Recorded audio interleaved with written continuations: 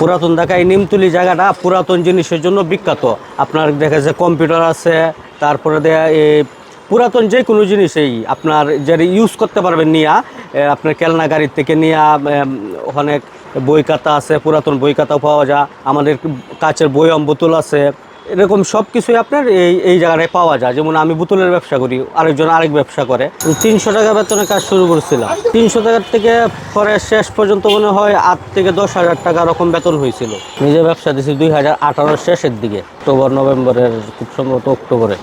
2004 থেকে তো পুরাটাই কর্মচারী, 2018 পর্যন্ত পুরাটাই কর্মচারী ছিলাম। কেমিক্যালটার নাম হচ্ছে কাস্টিক সোডা। কাস্টিক সোডা মনে করেন যে পরিমাণের বেশি দিলে হাত পুড়ে যাওয়ার সম্ভাবনা থাকে। এগুলো পরিমাণ মতো দিতে হয়, সবাই ইউজ করা যাইব না। মনে করেন যে এক বালতি পানির মধ্যে 20 গ্রাম থেকে 30 গ্রাম দেওয়া যাইব।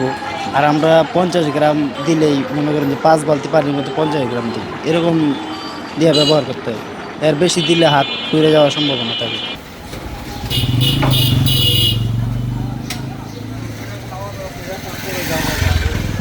না, খারাপের কোনো দিক নাই। ধোয়া তো মনে করেন যে ধোয়ার মধ্যে কোনো খারাপের কোনো দিক নাই। তখন তো ছোটো ছিলাম, ওই সময় এসব বুঝি নাই।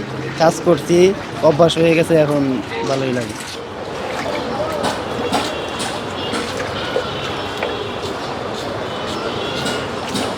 সর্বনিম্ন বিক্রি রেট হচ্ছে 25 টাকা বা 30 টাকা এরকম। আর বেশি আছে 70 টাকা, 60 টাকা, 100 টাকাও আছে, এরকম বোতল আছে। আর কেনার রেট হচ্ছে সর্বনিম্ন 5 টাকা, বেশি 20 টাকা, 25 টাকা।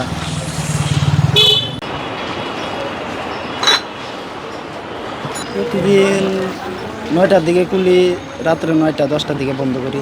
ব্র্যান্ড মনে করেন যে প্রাণ আছে, বিডি, এসব বড় বড় কোম্পানি মাল দেওয়া হয়। আবার এরকম বড় বড় কোম্পানি আছে, এরপরে ছোটোখাটো যে মধু বিক্রি করে, আচার, এগুলি ছোটোখাটো কোম্পানি নেয়, বড় কোম্পানি নেই, সবাই নিয়ে যায়। তারপরে খুচরা বাসা বাড়ির জন্য নেই। আছে 5 টাকা থেকে 20 টাকা, 30 টাকা পর্যন্ত আছে, 50 টাকাও কিনি, এরকম দামের আছে। আবার বিক্রি মনে করেন যে 40 থেকে 50, 70 টাকা। বিভিন্ন মানে এক একটা মালের এক এক দাম, সবগুলোর দাম এক না।